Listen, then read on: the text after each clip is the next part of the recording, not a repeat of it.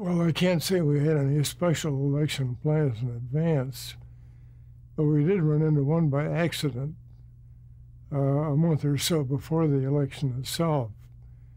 I came back from lunch one noon, and sitting there in my office was our special events director, Paul Levitan, a real genius at the use of various electronic ideas.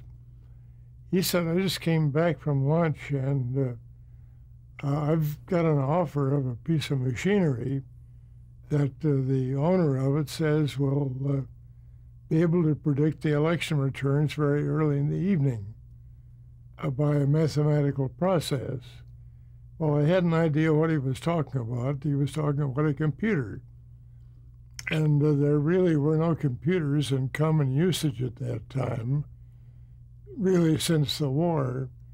But I knew that Remington Rand had been working in one. He said that was the company, Rem Rand, was willing to make a computer available to us and would help write the program if we were interested.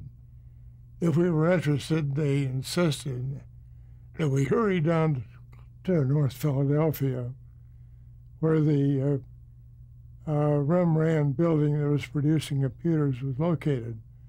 So I snapped at that one fast. And we went down to, I think, 19th Avenue North and saw the machine. And of course, anybody who knows a computer now would never believe what we saw. It was an enormous piece of machinery. This was the period of electronic tubes. So it was operated entirely on electronic tubes. There was no typed communication with the computer. It all had to be punched in, computer style.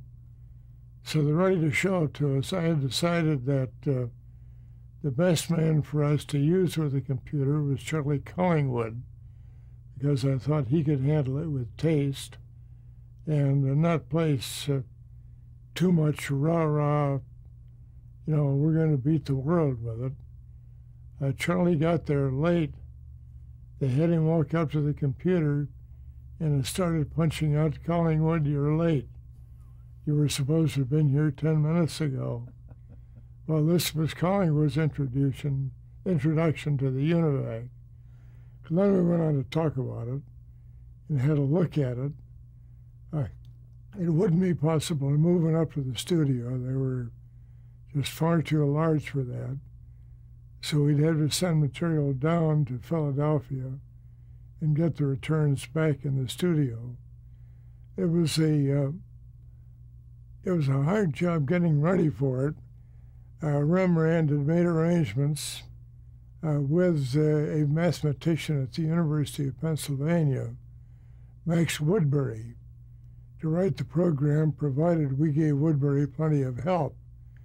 Now, we decided what we would do is go to EP and UP, and from them get the results from 1994 and not 94, obviously, 44 and 48.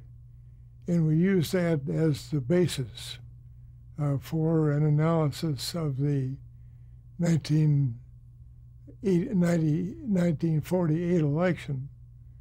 It was hard going, and it wasn't complete. And there was one serious problem, too, and that is that when the war was over and the move to the suburbs began, there were big changes in population and in the population location. Also, there were changes in the closing time periods in the various states. So we couldn't rely entirely on the data we were getting from the wire services. But Max Woodbury thought it probably would be adequate to give us a fairly good idea of what was happening. So we went ahead on that basis and were prepared to go forward with UNIVAC on election night. Not to take it too seriously. I didn't want to get into the position where we said, look, we've got this thing beaten. We know exactly what's going to happen.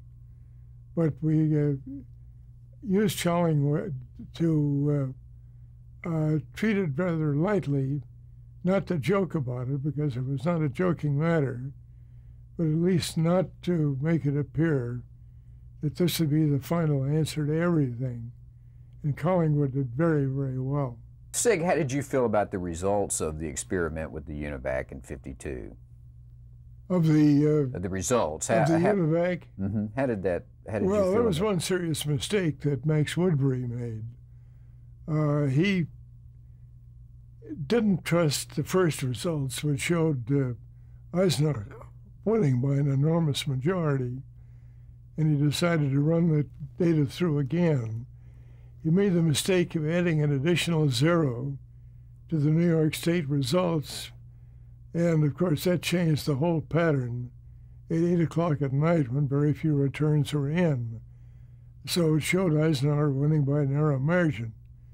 And he permitted us to announce that the odds were 8-7 on Eisenhower winning. Well, by that time, we all knew the odds were 100 to 1 or 1,000 to 1.